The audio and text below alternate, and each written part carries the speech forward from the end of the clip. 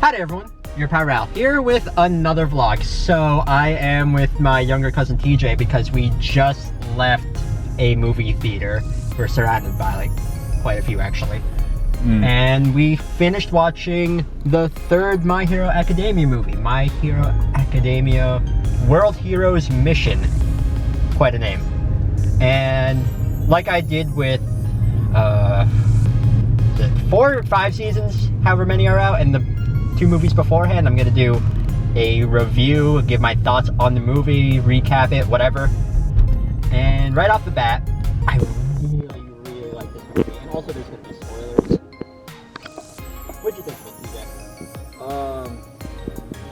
I think the beginning was slow at first, but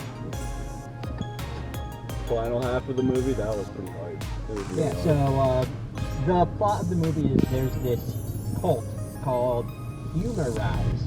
I don't know where the name came from, but they are basically trying to wipe out like 80% of the population, and that 80% is the population that has quirks. And to do so, they're using a bomb that will enhance everyone's quirks to the point where they just lose control and end up essentially killing themselves. And they call doing that like trigger. They call like the bomb they use for it the trigger bomb. But it's all based on like this theory in the series where quirks will evolve to the point where people can't control them. But this group, whose leader, his name is Lecter, he has a whole bunch of bases around the world, like 25 different bases, I think. And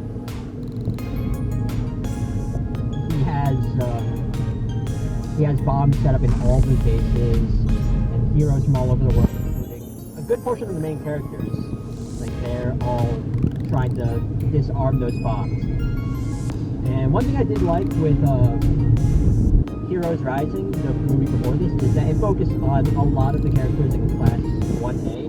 This movie, it doesn't focus on all of them, but it does give a lot of attention to Boku, Boku, and Todoroki, which is, I guess, just continuing up from the events of season 5.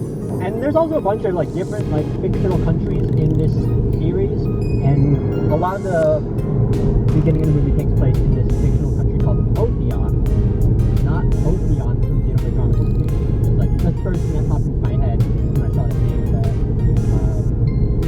while Deku, Bakugo, and Todoroki are in Otheon, that's the station, they, just by chance, they end up like stopping, or they come across these like local, just small-time criminals trying to steal some jewelry. And one of the characters in the movie he is a person who is down on his luck trying to just do shady jobs to make ends meet. His name is Brody.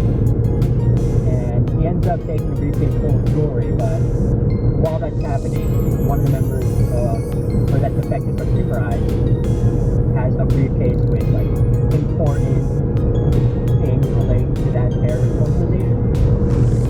So,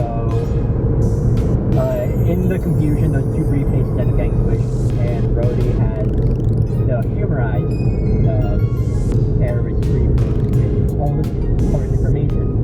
And since Deku is chasing him, thinking that he has like stolen jewelry, Deku ends up getting involved in this as well. And the police end up chasing after him for this briefcase, and the police of Otheon label Deku as a murderer, involved in like killing 12 people or something for some reason.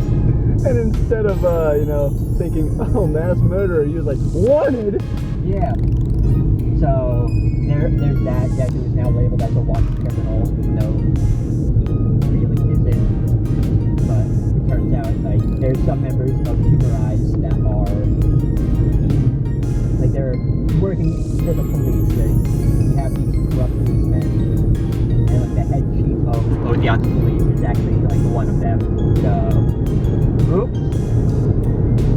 So a good portion of the movie, like towards the middle, is just dedicated to Deku and Rhodey just traveling around, getting to know each other, trying to avoid the police and make it to the border of another country where they're out of Ocean's jurisdiction. And they're being chased by this sniper chick with like this quirk that lets her. She turns into like Hawkeye basically from Marvel. With homing arrows. Yeah, with homing arrows too. And then Bakugo and Todoroki end up catching up with Deku and Rhodey. And then they eventually find out what's in the briefcase. Like there's this puzzle that Rhodey ends up solving because his dad made the puzzle for him to solve, and his dad was a member of Humorize, which is partially why Rhodey is like now down on his luck for like just trying to support his younger siblings. And while that's going on, Humorize is like, hey, we have these 25 trigger bombs set up all around the country. If you don't find it within 2 hours, we'll blow them up and kill everyone with quirks in those neighboring areas. So that happens. Also, it's Halloween, so these lights are cool. In the Halloween spirit. It looks dope. So, inside the briefcase, after working out the puzzle, they find out that it has this micro SD card / chip / solution to everything, and it has a bunch of files as well related to that, where they find out that Rhodey's dad, you know, he was part of Humorize, he was against his will, and he ended up making a deactivation key for all the bombs conveniently. So Rhodey's like, hey, my dad was cool. And they also end up finding the location of Humorize's real base. They go there, they get interrupted by people trying to stop them. Bakugo ends up fighting a couple of guys with like these quirks that give them metal spiky whips, basically. Todoroki is fighting some guy whose quirk isn't really explained.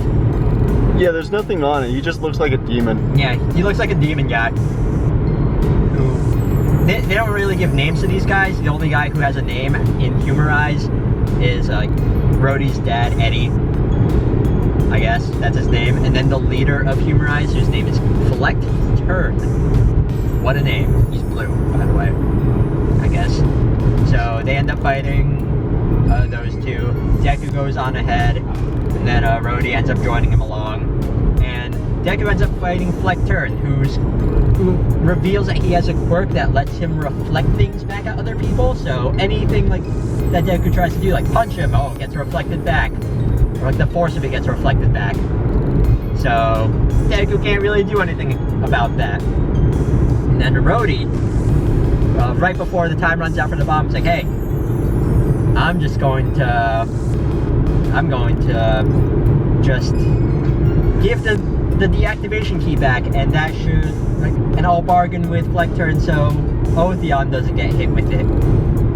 But this is where we reveal that he's lying, because his quirk is he controls a bird that is telling the truth, and like the bird, its name is Pino. Like, he's like motioning to Deku. He's like, oh, that's not actually gonna happen. So he takes the chip away right before he heads it to Fleck Turn, or the deactivation key, and runs to where it gets deactivated, or it's supposed to be deactivated. He gets hurt in the process, I don't know how. So Deku is now buying time for him. And then it gets all dramatic where, like, because Rhodey is injured and like bleeding, and like everyone else is fighting these other people.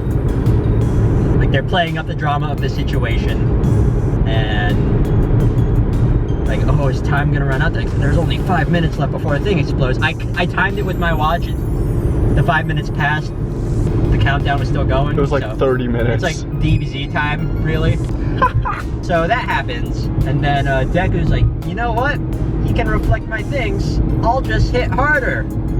So he does. He gets like a little bit of a power boost from his quirk, so he can control. But they don't specify like how much of his quirk he can now control, because before like in season 3, where it was the last time like they mentioned power controlling, it's like 8%, and like in a pinch you can do 20%.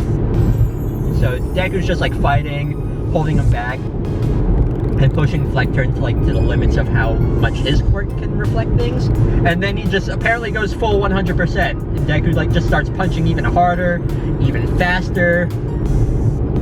It was insane, and it was really, really cool, actually. It was very stylish. Very stylish. The fights were just animated spectacularly. And then he ends up beating Fleckturn, and then he goes to get the deactivation key because Rhodey like passed out earlier, but then turns out he regained consciousness and put it back where his bird did. So Rhodey saved the day. So that was. And nobody knows. Yeah. And in the meantime, like Bakugo and Todoroki, they end up winning their fights. So that was actually really cool as well. Like their fights were pretty intense. Oh, Bakugo's was so. Yeah, they had a lot of focus on Bakugo's fight. Like they showed a little bit of Todoroki fighting, but it wasn't quite as exciting until the very end when he just like did the high five he did with Deku from season 2. But it was still pretty cool. But Bakugo had a really, really cool fight scene. Oh yeah. And then like Deku's like it was already good, but like once it ramped up and he started just hitting even harder and faster, ooh, it got really, really good. And also like the motivation for Fleckturn starting his organization, like because of his quirk reflecting things, like he was unable to form like meaningful relationships, and he eventually saw his quirk, and every quirk is a disease, which is why he wanted to get rid of all quirks. But he literally reflected everything away from him. yeah, and then Deku was like, nah dude, don't give up. And then Fleckturn's like, oh yeah, I shouldn't. That's how he loses, basically. Like, I gave up. Okay, you can hit me now. But overall, it was a really good movie. And whether I like this one more than Heroes Rising is yet to be seen, but this one is really, really enjoyable. At the very least, I liked it more than the first My Hero Academia movie. Yeah, I think that's very true. I remember one thing from the first My Hero Academia movie, and I was like, Deku looked like he was a stand user, and All Might was the stand. That's a JoJo reference, apparently. Oh, I think. The word stand is related. I haven't seen JoJo, but yeah, that's the movie. Just watch it if you like My Hero Academia. It was really, really good. And it was animated beautifully. The songs that they used in the movie, like there's 2 songs with lyrics, which were really nice. The song, like they brought back like one of the main themes from My Hero Academia, like when Deku just goes full 100%. Really cool. Anyways, that's the movie. So, yeah. Also, it's Halloween, so I don't know if it can be seen, but as usual, I'm dressed up as Ness. Mr. PK Fire over here. Yeah. Straight fire. I also saw some coworkers at the movie theater. They were watching another movie, then I scared them in their car when we got out. Like, I didn't intend to scare them, but like, I saw their car was parked right next to where we were. It's like, hey, I'll just say like bye to them, and then I scared them because they saw a scary movie, unrelated to My Hero Academia, but still. Anyways, go watch this movie. It was good. Yeah, it is good. That's it. It's pretty hype. I'm ending it off here.